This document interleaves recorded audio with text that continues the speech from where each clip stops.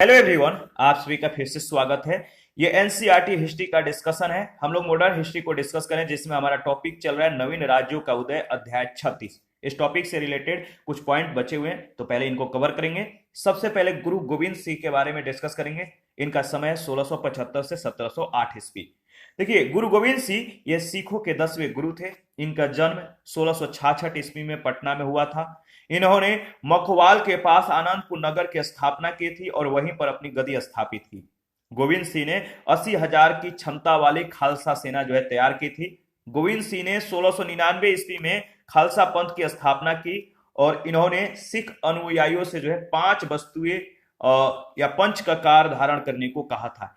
इस पंच ककार में जो शामिल था केस, कंघा, कच्छा, कड़ा और कृपाण। गुरु गोविंद सिंह की 2 पत्नियां जीतू और सुंदरी से 4 पुत्रों का जन्म हुआ था। इन 4 पुत्रों का नाम था अजीत सिंह, जुझारू सिंह, जोरावर सिंह और फतेह सिंह। इनके 2 पुत्र फतेह सिंह और जोरावर सिंह को मुगल फौजदार वजीर खान ने दीवार में दफनवा दिया था, चिनवा दिया था।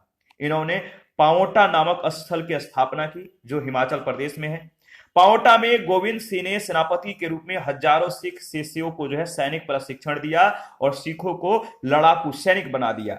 गुरु गोविंद सिंह ने पाओटा में कृष्णा अवतार नामक ग्रंथ की रचना की थी और इनकी आत्मकथा का जो नाम है वह विचित्र नाटक, और इनकी अन्य पुस्तक का नाम चंडीदीवर है।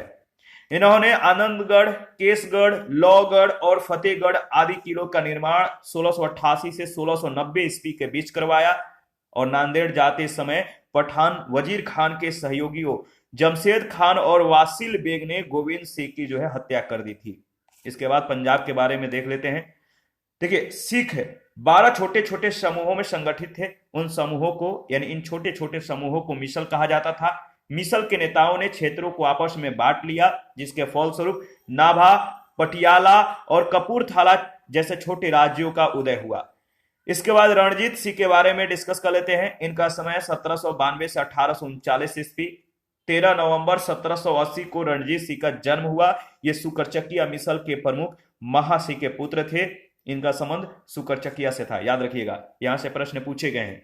1792 ईस्वी में महासिंह की मृत्यु हो गई और 12 वर्ष की आयु में ये सुकरचकिया मिसल के प्रमुख बन गए। महाराजा रणजीत सिंह ने मिसलों का एकीकरण किया और एक शक्तिशाली राज्य की स्थापना की। रणजीत सिंह एक साहसी सैनिक, कुशल प्रशासक और चतुर कूटनीतिज्ञ थे, जिन्होंने 1799 ईस्वी में लाहौर और 1802 ईस्वी में अमृतसर पर अधिकार कर लिया था, याद रखिएगा। देखिए, जो 12 सिख मिसलें हैं, इनके नेता या जो संस्थापक थे कौन थे, देख लेते हैं। सुकरचकिया मिसल का जो संबंध है चरत सिंह से है। भंगी मिसल का छज्जा सिंह से। अहलुवालिया मिसल का संबंध जसा सिंह से है। सिंहपुरिया मिसल का जो नेता या संस्थापक थे नवाब कपूर सिंह। कन्हैया मिसल का जो संबंध है जय सिंह से। फुलकिया मिसल का संबंध संधु जाट चौधरी से। रामगढ़िया मिसल का संबंध जसा सिंह रामगढ़िया से। करोड़ सिंधिया मिसल का संबंध बघेल सिंह से। निशान वालिया मिसल का संबंध सरदार संगत सिंह। शहीदी मिसल का संबंध बाबा दीप सिंह। नक्की मिसल का संबंध हीरा सिंह और बुले वालिया मिसल का जो संबंध है गुलाब सिंह। 1808 ईस्वी में रणजीत सिंह ने सतलुज नदी को पार किया और फरीदकोट, मालेरकोटला और अंबाला को जीत लिया, किंतु 1809 ईस्वी के अमृतसर संधि के द्वारा सतलुज नदी के पार के प्रदेशों पर रणजीत सिंह ने अंग्रेजों के अधिकार को स्वीकार कर लिया। 1809 ईस्वी में लॉर्ड मिंटो के दूत चार्ल्स मेटकॉफ और रणजीत सिंह के मध्य अमृतसर की संधि हुई। अमृतसर की जो संधि हुई थी किन किन के बीच हुई थी, तो चार्ल्स मेटकॉफ और रणजीत सिंह के मध्य अमृतसर की संधि 25 अप्रैल 1809 ईस्वी को हुआ। और जो अमृतसर की संधि थी, इस संधि पर रणजीत सिंह और मेटकॉफ ने अपने हस्ताक्षर किए और इस संधि की जो प्रमुख शर्तें थी, याद रखिएगा। पहला शर्त था सतलज नदी को दोनों राज्यों की सीमा मान लिया गया। सतलज के पूरब के राज्य अब अंग्रेजों के पास चले गए और लुधियाना में एक अंग्रेज रेजिमेंट रखी गई, जिससे रणजीत सिंह इस तरफ आक्रमण न कर सके। 1809 ईस्वी में अहमद शाह अब्दाली के पौत्र शाह शुजा को मोहम्मद शाह ने अपदस्थ कर दिया, परंतु रणजीत सिंह की सहायता से शाह शुजा पुनः राजगद्दी पर बैठ गया। राजगद्दी प्राप्त करने के बाद शाह शुजा ने रणजीत सिंह को प्रसिद्ध कोहिनूर हीरा भेंट किया, जो नादिर शाह ने भारत से लूटा था। वही कोहिनूर हीरा जो है इनको भेंट दिया, गिफ्ट दिया। रणजीत सिंह भारत के प्रथम शासक थे जिन्होंने अंग्रेजों की सहायक संधि स्वीकार नहीं की थी और ब्रिटिश प्रभुसत्ता के आगे समर्पण भी नहीं किया था, तो याद रखिएगा। इसके बाद महाराजा रणजीत सिंह का जो वंश है इसके बारे में डिस्कस कर लेते हैं। देखिए, महाराजा जो रणजीत सिंह का जो वंश है, पहला नाम आता है बुध सिंह का। बुध सिंह सुकरचकिया मिसल के यह संस्थापक थे और इनके अंतर्गत जो है दो नाम आता है, चंद्रा सिंह और नोध सिंह। नोध सिंह, देखिए चंद्रा सिंह जो है ये सिंधी वाला शाखा के वंशज थे, याद रखिएगा। और नोध सिंह के अंतर्गत अगर बात करें तो इनका नाम आता है चरत सिंह। ये सुकरचकिया मिसल का वास्तविक संस्थापक थे। इनका निधन हुआ था 1774 ईस्वी में। इसके बाद महासी, नेक्स्ट क्रम जो है महासी देखिए इनका समय है 1774 से 93 ईस्वी के बीच। इसके बाद रणजीत सिंह और इनका निधन होता है रणजीत सिंह का 1839 ईस्वी में। जींद के राजा गजपत सिंह की पुत्री से इनका विवाह हुआ था, ठीक है। और इनका जो है रणजीत सिंह का जो विवाह है, 5 विवाह है, महताब कौर से, राज कौर से, माई नातकिया जिनका नाम था, दया कौर, रतन कौर और जिंदा से, याद रखिएगा। इसके बाद अगर बात करें तो देखिए इसमें जो नाम आता है इसके अंतर्गत नेक्स्ट खड़क सिंह विवाह चांद कौर से और नौनिहाल सिंह जो है इसके बाद आते हैं और इनका निधन 1840 ईस्वी में हो जाता है। शेर सिंह, इसके बाद शेर सिंह के अंतर्गत अगर बात करें तो बाघ सिंह, प्रताप सिंह, देवा सिंह, सहदेव सिंह, नारायण सिंह, ठाकुर सिंह और करम सिंह का नाम आता है। इसके बाद शेर सिंह के बाद तारा सिंह, कश्मीर सिंह, पिसौरा सिंह, मुल्तान सिंह और दिलीप सिंह, याद रखिएगा, क्रम इंपॉर्टेंट है, इनके वंश को ध्यान में रखिएगा। याद रखिएगा फ्रांसीसी यात्री विक्टर जाकमा ने रणजीत सिंह की तुलना जो है नेपोलियन बोनापार्ट से की थी। विक्टर जाकमा ने किससे? तो रणजीत सिंह की जो तुलना है नेपोलियन बोनापार्ट से की थी।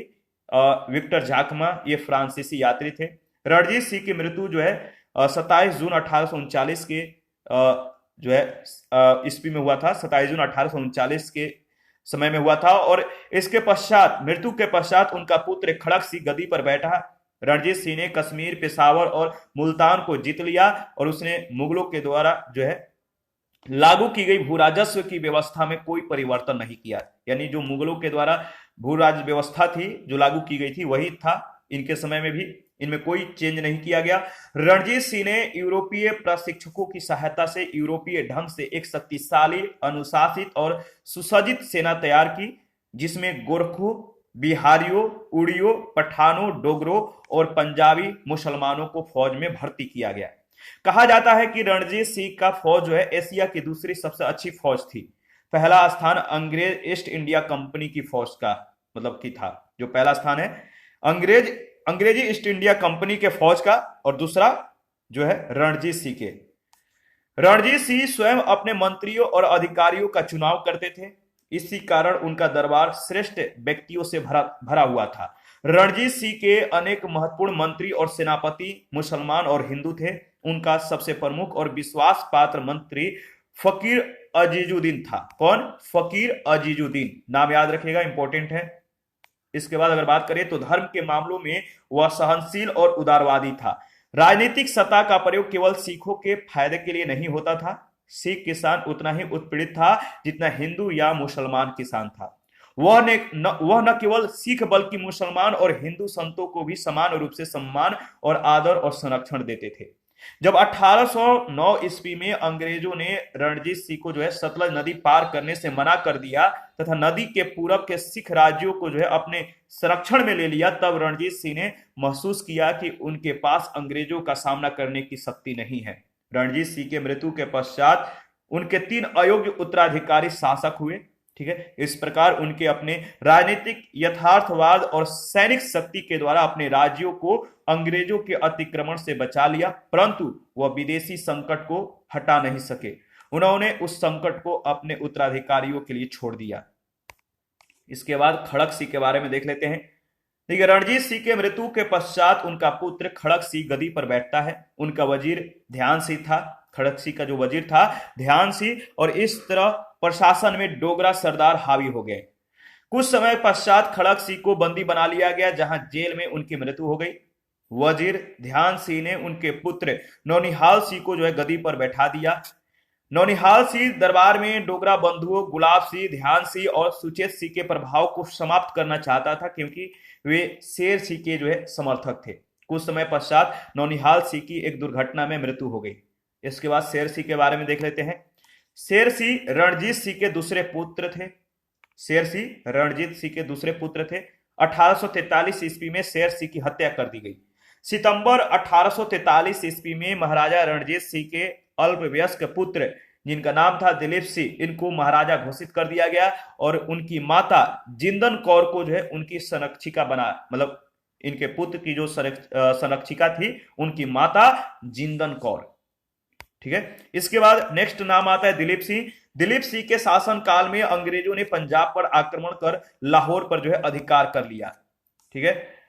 इसके बाद देखिए रणजीत सिंह के अधीन जो है पंजाब, रणजीत सिंह के अधीन जो पंजाब है, रणजीत सिंह और सिख साम्राज्य का जो विस्तार है मैप में आप देख सकते हैं। मैप को एक बार अच्छे से अवलोकन कीजिए ताकि आपको चीजें जो है पूरी तरह से स्पष्ट हो जाए। तो रणजीत सिंह के अधीन जो पंजाब था वो किस तरह से मैप में दिखता है आप देख सकते हैं। तो देखिए ये है आपका काबुल, ये पेशावर, ये है अटक, ये है रावलपिंडी, श्रीनगर इधर है, ये चंबा है, ये कांगड़ा है, ये शिमला है, ये अंबाला है, लुधियाना है, इधर पटियाला है, ये सतलज धार के सिख है। ठीक है। जो सतलज धार के सिख हैं वो इस तरह से आप देख सकते हैं, इस तरह से जो किया गया है ये वाला डॉट डॉट। इसके बाद देखिए ये खैरपुर है, ये आप देख सकते हैं, ये सतलज नदी है, ये रावी है, ये लाहौर है, ये अमृतसर है, ये यहाँ पे चिनाब नदी है, ये झेलम नदी है, इधर जम्मू है और इधर आप देख सकते हैं। नेक्स्ट इधर जो है आपका ये यमुना है, इधर मथुरा, भरतपुर, ये आगरा, ये गंगा है, इधर इधर ये दिल्ली है। देखिए इसके बाद मराठा राज के बारे में डिस्कस करेंगे। 12 अप्रैल 1680 को शिवाजी के मृत्यु के पश्चात जो है मुगल सत्ता को सबसे महत्वपूर्ण चुनौती मराठा राज्य से मिली, जो उत्तराधिकारी राज्यों में सबसे शक्तिशाली था। शिवाजी के पौत्र शाहू को जो है औरंगजेब ने 1689 ईस्वी में कैद कर रखा था। 1689 ईस्वी से इन्हें कैद कर रखा था। औरंगजेब जो है उसके व उसकी मां के साथ उनके धर्म, जाति और अन्य चीजों का पूर्ण रूप से ध्यान रखकर जो है बड़ी शिष्टता, सम्मान और लिहाज के साथ जो है पेश आया। शाहू को 1707 ईस्वी में औरंगजेब के मृत्यु के बाद जो है रिहा कर दिया गया, लेकिन जल्द ही शाहू और कोल्हापुर में रहने वाली उसकी चाची ताराबाई के बीच जो है गृह युद्ध छिड़ गया। ठीक है। ताराबाई ने अपने पति राजा राम के मरने के बाद अपने बेटे शिवाजी द्वितीय के नाम से मुगल विरोधी संघर्ष जो है 1700 ईस्वी से जो है जारी रखा था। मराठा सरदारों ने सत्ता के लिए संघर्ष करने वालों में किसी न किसी का पक्ष लेना जो है आरंभ कर दिया। शाहू और कोल्हापुर स्थित उनके जो प्रतिद्वंदी थे, इनके बीच विवाद के फलस्वरूप मराठा सरदार की एक नई व्यवस्था ने जन्म ले लिया, जिसका नेता राजा शाहू का पेशवा बालाजी विश्वनाथ था। कौन था? जिसके नेता राजा शाहू का पेशवा बालाजी विश्वनाथ था। याद रखिएगा। पेशवा वंश के बारे में देख लेते हैं, क्रम को एक बार आप जो है ध्यान से देखिएगा। पहला नाम आता है बालाजी विश्वनाथ। बालाजी विश्वनाथ के अंतर्गत अगर बात करें तो दो नाम आता है, बाजीराव प्रथम और चिमनाजी अप्पा। चिमनाजी अप्पा के अंतर्गत अगर बात करें तो सदाशिव भाऊ आते हैं। पानीपत के तीसरे युद्ध में ये मारे गए थे। ठीक है। और इसके बाद बाजीराव प्रथम के अंतर्गत अगर देखें तो दो नाम आता है, रघुनाथ राव और बालाजी बाजीराव। इसके बाद रघुनाथ राव के अंतर्गत अगर देखें तो अमृत राव, बाजीराव द्वितीय और चिमनाजी अप्पा। इसके बाद देखिए अमृत राव के अंतर्गत अगर देखें तो विनायक राव, ये दत्तक पुत्र थे। और बाजीराव द्वितीय के अंतर्गत अगर बात करें तो नाना साहिब, ये भी दत्तक पुत्र थे। इसके बाद अगर बात करें तो देखिए बालाजी बाजीराव के अंतर्गत तीन नाम आता है और वे हैं विश्वासराव, माधवराव और नारायण राव। नारायण राव के बाद जो है क्रम आता है माधवराव नारायण का, और समय है 1774 से 1795 ईस्वी का। मराठों के द्वारा की गई प्रमुख जो संधियां हैं इसके बारे में डिस्कस कर लेते हैं। पहला जो संधि है पुरंदर की संधि, कब हुआ था? 1665 ईस्वी में। पुरंदर की संधि 1665 ईस्वी में हुआ था। संधिकर्ता जो पक्ष है जयसिंह और शिवाजी के बीच हुआ था। सगौली की संधि 1750 ईस्वी में बालाजी बाजीराव व राजा राम के बीच हुआ था। तो बालाजी बाजीराव और राजा राम। झलकी की संधि जो है 1752 ईस्वी में बालाजी व हैदराबाद के निजाम के साथ हुआ था। राक्षस भुवन की संधि जो है कब हुआ था? 1763 ईस्वी में माधवराव सिंधिया और हैदराबाद के निजाम के बीच। कंकापुर की जो संधि है, कंकापुर की संधि 1769 ईस्वी में माधवराव सिंधिया और जनकोजी के बीच हुआ था। सूरत की संधि जो है 1775 ईस्वी में रघुनाथ राव व ईस्ट इंडिया कंपनी के बीच हुआ। पुरंदर की संधि जो है 1776 ईस्वी में माधवराव नारायण व अंग्रेजों के बीच हुआ। बड़गांव की संधि 1789 ईस्वी में और माधवराव नारायण व अंग्रेजों के बीच हुआ। सालबाई की संधि जो है 1782 ईस्वी में माधवराव नारायण व अंग्रेजों के बीच। बसीन की संधि 1802 ईस्वी में हुआ था बाजीराव द्वितीय और अंग्रेजों के बीच। देवगांव की संधि 1803 ईस्वी में हुआ था भोसले व अंग्रेजों के बीच। सुरजी अर्जुन गांव की जो संधि है 1803 ईस्वी में हुआ था सिंधिया व अंग्रेजों के बीच हुआ था। राजापुर घाट की जो संधि है 1804 ईस्वी में होलकर व अंग्रेजों के बीच हुआ था। पूना की संधि 1817 ईस्वी में बाजीराव द्वितीय और अंग्रेजों के बीच हुआ था। ग्वालियर की संधि जो है 1817 ईस्वी में दौलत राव सिंधिया व अंग्रेजों के बीच हुआ था। और मंदसौर की संधि जो है 1818 ईस्वी में होलकर व अंग्रेजों के बीच हुआ था। इस परिवर्तन के साथ मराठा इतिहास में पेशवा जो है आधिपत्य का दूसरा काल आरंभ हुआ। इस परिवर्तन के साथ मराठा इतिहास में पेशवा आधिपत्य का दूसरा काल आरंभ होता है, जिसमें मराठा राज्य जो है एक साम्राज्य के रूप में परिवर्तित हो गया। बालाजी विश्वनाथ के बारे में डिस्कस कर लेते हैं। इनका समय 1713 से 1720 ईस्वी। बालाजी विश्वनाथ ब्राह्मण था, जिसने अपना जीवन जो है एक छोटे राजस्व अधिकारी के रूप में प्रारंभ किया था। वह कूटनीति में अत्यंत कुशल था। बालाजी विश्वनाथ ने अनेक बड़े मराठा सरदारों को जो है साहू के पक्ष में जो है कर लिया था। तो इस तरह से अपना कूटनीति का जो है परिचय देता है। साहू ने 1713 ईस्वी में बालाजी विश्वनाथ को पेशवा या मुख्य प्रधान बनाया। बालाजी विश्वनाथ के नेतृत्व में धीरे धीरे साहू ने जो है अपना आधिपत्य अधिकांश महाराष्ट्र पर जो है स्थापित कर लिया। पेशवा ने अपने हाथों में शक्ति का संकेंद्रण जो है कर लिया। अपना कह सकते हैं कि अपने हाथों में शक्ति को जो है मतलब कि खींच लिया और अन्य मंत्री और सरदार जो है उनके सामने जो है प्रभावहीन हो गए। विश्वनाथ ने अपने बेटे पेशवा बाजीराव प्रथम को मराठा साम्राज्य का कार्यकारी प्रधान बना दिया।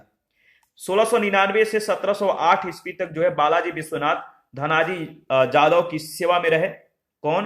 तो बालाजी विश्वनाथ किसके सेवा में? धनाजी जादव के सेवा में रहे। और 1708 ईस्वी में धनाजी के मृत्यु के बाद जो है उसके पुत्र चंद्रसेन जादव के ताराबाई के पक्ष में मिल जाने पर बालाजी विश्वनाथ को जो है साहू की सेवा में आने का अवसर प्राप्त हो गया। साहू ने चंद्रसेन के संभावित विश्वासघात से बचने के लिए जो है एक नया पद सेना करते यानी सेना को संगठित करने वाला गठित किया और बालाजी विश्वनाथ को जो है उस पर नियुक्त कर दिया। बालाजी विश्वनाथ ने मराठा शक्तियों को बढ़ाने के लिए मुगल अधिकारियों के आपसी विवादों का पूरा फायदा उठाया। बालाजी विश्वनाथ 1714 ईस्वी में औरंगजेब के मकबरे तक जो है पैदल चलकर खुलदाबाद गया और उसके प्रति सम्मान जो है व्यक्त किया। बालाजी विश्वनाथ ने दक्कन की चौथ और सरदेश मुखी जो है देने के लिए जुल्फिकार खां को सहमत कर लिया और अंत में उसने सैयद बंधुओं के साथ एक समझौता पर हस्ताक्षर किया तथा वह संपूर्ण क्षेत्र जो पहले शिवाजी के राज का हिस्सा था वह जो है साहू को वापस कर दिया गया।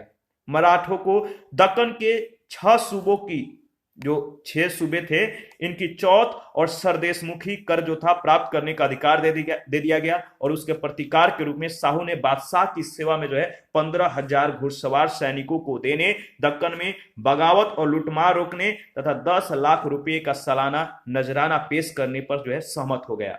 नामात्र के लिए शाही बालाजी कह सकते हैं, नामात्र के लिए ही सही बालाजी विश्वनाथ पहले से ही जो है मुगल आधिपत्य स्वीकार कर चुका था। अपने नेतृत्व में एक मराठा फौज लेकर बालाजी विश्वनाथ 1719 ईस्वी में सैयद हुसैन अली खां के साथ दिल्ली गया और फर्रुखसियर का तख्ता पलटने में सैयद बंधुओं की मदद की। मराठा याद रखिएगा, मराठा मुगल संधि यानी बालाजी विश्वनाथ और हुसैन अली के मध्य हुई, और इन शर्तों को मान्यता जो है रफी उद दरजात ने दी थी। दिल्ली में बालाजी विश्वनाथ और अन्य मराठा सरदारों ने मुगल साम्राज्य की कमजोरी को स्वयं देखा और उनमें अपना प्रभाव क्षेत्र उत्तर की ओर बढ़ाने की महत्वाकांक्षा को जो है जन्म दिया। चौथ और सरदेशमुखी सौंपने की प्रथा ने, चौथ और सरदेशमुखी एक कर था, इन मतलब कि करों को सौंपने की प्रथा ने पेशवा को संरक्षण के जरिए अपनी व्यक्तिगत शक्ति बढ़ाने में सहायता दी। बालाजी विश्वनाथ 1720 ईस्वी में मारा गया, जिसके बाद उसके 20 वर्ष का पुत्र बाजीराव प्रथम को जो है पेशवा बनाया गया, याद रखिएगा। इसके बाद अगर बात करें तो आंग्ल मराठा जो युद्ध है देख लेते हैं कब हुआ था, और इस समय जो पेशवा थे कौन थे, गवर्नर जनरल कौन था, किस संधि के साथ जो है आंग्ल मराठा युद्ध समाप्त होता है। तो प्रथम आंग्ल मराठा युद्ध जो है, बताइए प्रथम आंग्ल मराठा युद्ध कब होता है, किस अवधि में होता है। तो देखिए 1775 से 1782 ईस्वी के बीच होता है। माधवराव इस समय पेशवा थे और गवर्नर जनरल वारेन हेस्टिंग्स था, और साल बाई की संधि से जो है 1782 ईस्वी में ये युद्ध जो है समाप्त हो जाता है। द्वितीय आंग्ल मराठा युद्ध 1803 से 1806 ईस्वी के बीच होता है। पेशवा कौन था, बाजीराव सेकेंड, और गवर्नर जनरल याद रखिए जॉर्ज बालो एवं वेलेजली था, जॉर्ज बार्लो एवं बेलेजली था। राजघाट की संधि से जो है इस युद्ध की समाप्ति होती है 1805 ईस्वी में। तृतीय आंग्ल मराठा युद्ध 1817 से 1818 ईस्वी के बीच होता है, और पेशवा बाजीराव द्वितीय था, और गवर्नर जनरल लॉर्ड हेस्टिंग्स था इस समय। पूना की संधि से जो है इस युद्ध की समाप्ति होती है 1817 ईस्वी में। बाजीराव प्रथम का जो समय है 1720 से 1740 ईस्वी के बीच है, इसके बारे में डिस्कस करेंगे। बालाजी विश्वनाथ के मृत्यु के बाद शाहू ने उनके पुत्र बाजीराव प्रथम को पेशवा जो है नियुक्त कर दिया, जिससे बालाजी विश्वनाथ के परिवार में पेशवा का पद पैतृक यानी वंशानुगत हो गया। मुगल साम्राज्य के प्रति अपनी नीति का घोषणा करते हुए बालाजी जो बाजीराव है, बाजीराव प्रथम ने कहा कि हमें इस जर्जर वृक्ष के तने पर आक्रमण करना चाहिए, शाखाएं तो जो है स्वयं ही गिर जाएंगी। तो बाजीराव प्रथम ने क्या कहा, हमें इस जर्जर यानी मतलब कि खोखले वृक्ष के तने पर जो है आक्रमण करना चाहिए, और जो शाखाएं हैं इन खोखलेपन की वजह से जो है स्वयं ही गिर जाएगा। तो इस तरह से इन्होंने अपना जो है कथन रखा। बाजीराव प्रथम को शिवाजी के बाद गुरिल्ला युद्ध का सबसे बड़ा प्रतिपादक कहा गया है। जब 1740 ईस्वी में बाजीराव प्रथम की मृत्यु हुई, तब मराठों ने मालवा, गुजरात और बुंदेलखंड के क्षेत्रों पर जो है अधिकार कर लिया था। इसी काल में मराठों के गायकवाड़, होलकर, सिंधिया और भोसले परिवारों ने प्रमुखता जो है प्राप्त की थी।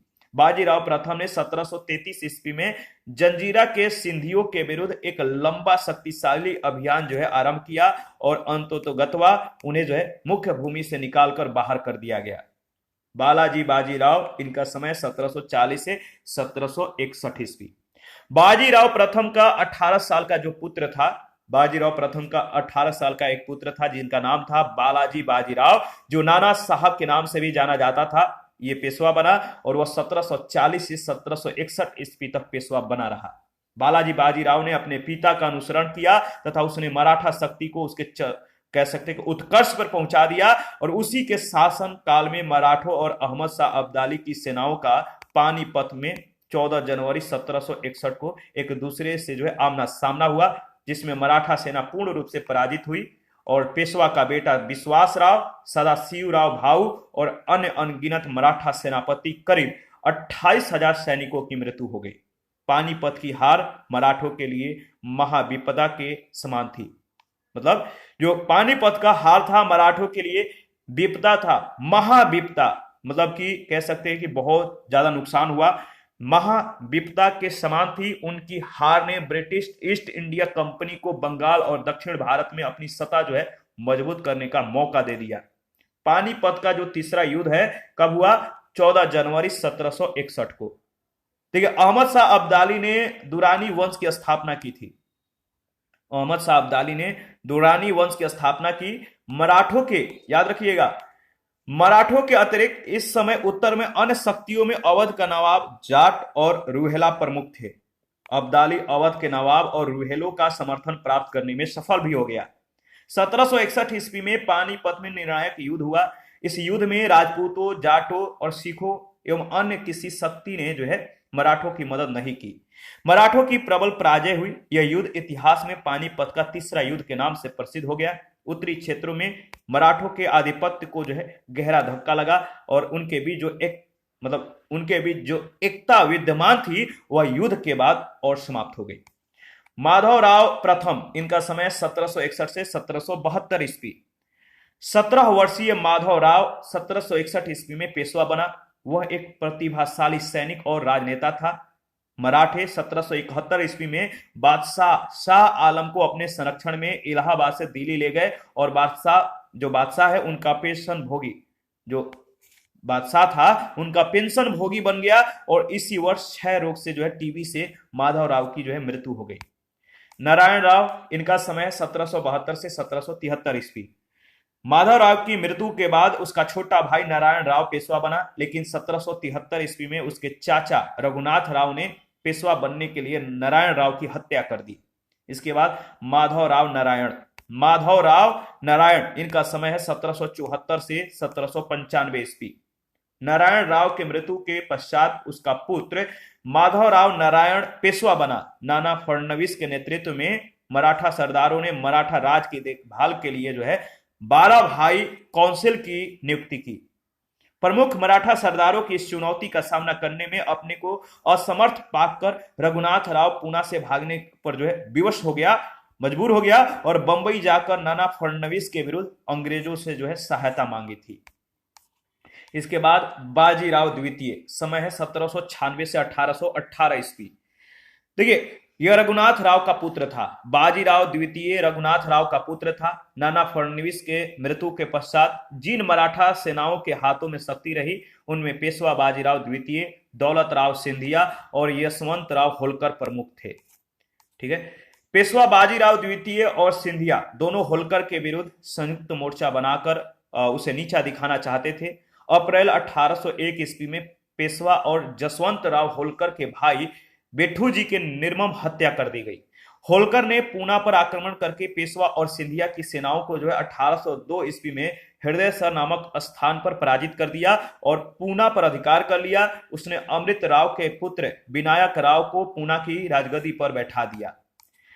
देखिए, बाजीराव द्वितीय ने भागकर जो है बसीन में शरण ली तथा 31 दिसंबर 1802 ईस्वी को अंग्रेजों से एक संधि कर ली जिसे बसीन की संधि कहा जाता है। नागपुर के भोसले, इसके बारे में डिस्कस कर लेते हैं। देखिए, कोल्हापुर के भोसले व तंजावुर के बयोमकोजी के वंशजों जो सतारा राज के सम्मान अधिकार का दावा कर रहे थे, जबकि विपरीत नागपुर की वंशावली सतारा शासकों के स्पष्ट रूप से अधीनस्थ थी। इस वंशावली के सबसे प्रतापी शासक रघुजी भोसले थे। इन्हें बंगाल और बिहार में मराठा साम्राज्य के विस्तार का जो है उत्तरदायी माना जाता है। बड़ौदा के गायकवाड़, देखिए, गायकवाड़ों ने अपनी उपस्थिति 1720 ईस्वी में दर्ज कराई। आरंभ में वे न सिर्फ शक्तिशाली भोसले परिवार के बल्कि दबाधे परिवार के भी अधीनस्थ थे। गायकवाड़ों ने अपनी राजधानी बड़ौदा में बनवाई जिससे इस क्षेत्र में व्यापार और उत्पादन के तंत्र का पुनः जो है एकीकरण हो गया। प्रमुख मराठा क्षेत्र व राजधानी तो देख लेते हैं। प्रमुख मराठा क्षेत्र व राजधानी जो है होलकर की राजधानी इंदौर थी। याद रखिएगा, यहां से प्रश्न पूछे जाते हैं, मिलान करने के लिए भी दिया जाता है। तो बताइए कौन सा क्षेत्र किसका राजधानी था? तो होलकर जो था मराठा क्षेत्र, होलकर इसकी राजधानी इंदौर थी। गायकवाड़ों की राजधानी बड़ौदा, पेशवा का पुणे, भोसले का नागपुर, छत्रपति का सतारा और सिंधिया का ग्वालियर। मैं फिर से इसको रिपीट कर देता हूं। होलकर की राजधानी इंदौर, गायकवाड़ का बड़ौदा, पेशवा का पुणे, भोसले का नागपुर, छत्रपति का राजधानी सतारा और सिंधिया का ग्वालियर में था। बड़ौदा में दामाजी के शासनकाल के पश्चात जो है किसके? दामाजी के। बड़ौदा में दामाजी के शासनकाल और मृत्यु कब हुआ? 1768 ईस्वी में। तो दामाजी के शासनकाल के पश्चात कुछ परिवर्तनों का युग आया। दामाजी के अंतिम उत्तराधिकारी फतेह सिंह अधिक समय तक पेशवाओं के सहयोगी नहीं बने। 1770 ईस्वी में कह सकते कि 1770 ईस्वी के उत्तरार्ध में उसने अंग्रेजी ईस्ट इंडिया कंपनी से समझौता किया और 1800 ईस्वी तक पेशवाओं के बदले जो है अंग्रेज उत्तराधिकारी के मामलों पर निर्णय लेते थे, जो 19वीं शताब्दी में उनके अधीनस्थ जो है शासक बन गए थे। ठीक है, आगे बढ़ते हैं। इसके बाद अगर बात करें तो देखिए इंदौर के होलकर देखिए मल्हार राव, याद रखिएगा, मल्हार राव ने इंदौर में स्वयं की सत्ता जो है स्थापित की, जहां उसके उत्तराधिकारी ने मुख्य व्यापार मार्गों और बुरहानपुर के प्रमुख व्यापारिक केंद्रों पर नियंत्रण स्थापित किया था। उसके पश्चात उसके साम्राज्य का नियंत्रण उसके पुत्र की विधवा के हाथों में चला गया। अहिल्याबाई का शासन 1765 से 1794 ईस्वी तक चला। इन्होंने होलकर राज को जो है गौरव के शिखर तक पहुंचा दिया। ग्वालियर के सिंधिया वंश ने उत्तर भारत की राजनीति में अपना स्थान पानीपत के तृतीय युद्ध, जो कि 1761 ईस्वी में हुआ था, इसके बाद मतलब कि पानीपत के तृतीय युद्ध के बाद के दशक में बनाया। तो सिंधिया वंश ने उत्तर भारत की राजनीति में अपना स्थान कब बनाया? तो पानीपत के तृतीय युद्ध के बाद के दशक में, 1761 ईस्वी में तृतीय युद्ध हुआ था, इसको ध्यान रखिएगा।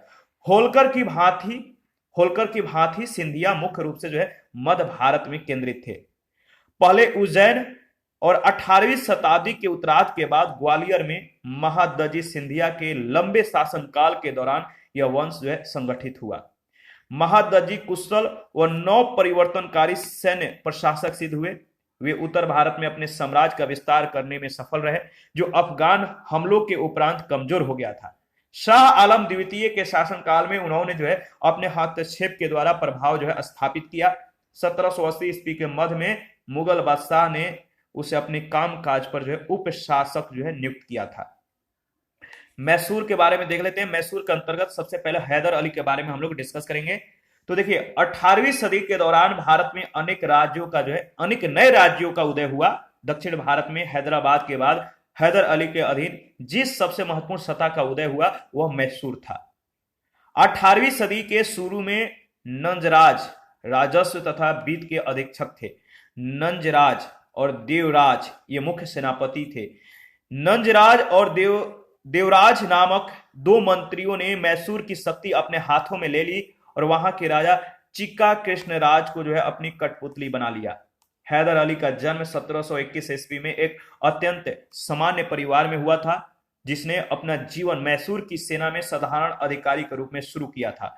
हैदर अली शिक्षित नहीं था, लेकिन कुशाग्र बुद्धि और प्रतिभा का धनी था। वह अत्यंत परिश्रमी, लगनशील और साहसी तथा दृढ़ निश्चयी था।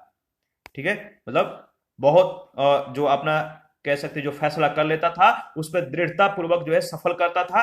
दृढ़ निश्चयी व्यक्ति था। हैदर अली एक प्रतिभाशाली सेना नायक के साथ जो है चालाक राजनीतिज्ञ था। वर्ष 1755 ईस्वी में डिंडीगुल में हैदर अली ने एक आधुनिक शस्त्रागार स्थापित किया। इसमें उसने फ्रांसीसी विशेषज्ञों की जो है मदद ली। देखिए आंग्ल मैसूर संघर्ष के बारे में देख लेते हैं। तो यहाँ पे जो है आप एक बार पूरी तरह से जो है अवलोकन कीजिए। प्रथम आंग्ल मैसूर युद्ध कब हुआ था? तो 1767 से 1769 ईस्वी के बीच। हैदर अली जो है इस समय मैसूर का शासक था और बंगाल का गवर्नर लॉर्ड वेरेलस्ट था। संधि बताइए, यह जो युद्ध है किस संधि के साथ समाप्त होता है? तो मद्रास संधि 1769 में हुआ। और हैदर अली दक्षिण भारत का प्रथम शासक था जो अंग्रेजों से पराजित नहीं हुआ। इसके बाद द्वितीय जो आंग्ल मैसूर युद्ध है 1780 से 84 के बीच होता है। हैदर अली इस समय मैसूर का शासक था। वारेन हेस्टिंग्स बंगाल का गवर्नर। मंगलौर संधि के साथ यह युद्ध समाप्त हो जाता है और मंगलौर की संधि 1784 ईस्वी में हुई थी। हैदर अली के मृत्यु के बाद टीपू सुल्तान के नेतृत्व में यह युद्ध हुआ था। तृतीय आंग्ल मैसूर युद्ध 1790 से 92 के बीच हुआ। टीपू सुल्तान इस समय मैसूर का शासक था और लॉर्ड कर्नवालिस बंगाल का गवर्नर। श्रीरंगपट्टनम संधि 1792 ईस्वी में हुआ और इसी संधि के साथ यह युद्ध समाप्त हो जाता है। टीपू सुल्तान की स्थिति कमजोर हो गई, ठीक है, इस युद्ध से।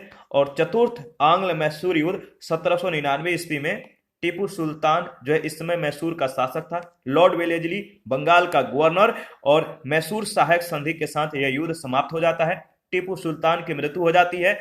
मैसूर में वाडियार वंश की स्थापना और अंग्रेजों ने वाडियार वंश के शासक से सहायक संधि किए। यहाँ पे जो है आपको 2-3 बातें याद रखना है। एक तो कौन सा युद्ध कब हुआ था? तो टाइम पीरियड को याद रखना है, मिलान करने के लिए जो है प्रश्न पूछे जाते हैं। और कौन सा युद्ध किस संधि के साथ समाप्त होता है, किसके मतलब कि गवर्नर जनरल के समय में और किस शासक के समय में। तो मैसूर का शासक उस समय कौन था, ये 3-4 बातें आपको ध्यान में रखना है, यहां से प्रश्न पूछे जाते हैं।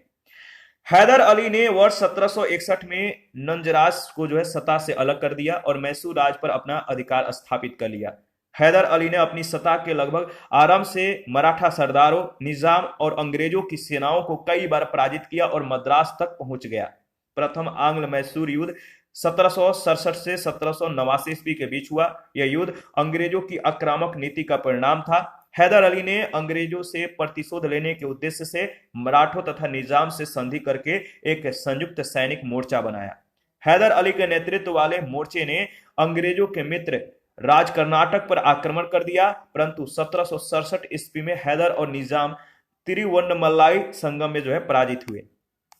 निजाम हैदर अली का साथ छोड़ के अंग्रेजों की सेना में शामिल हो जाता है। हैदर अली ने मंगलौर पर आक्रमण कर बंबई से आई प्रशिक्षित अंग्रेजी सेना को पराजित किया और उन्हें मद्रास तक जो है सीमित कर दिया।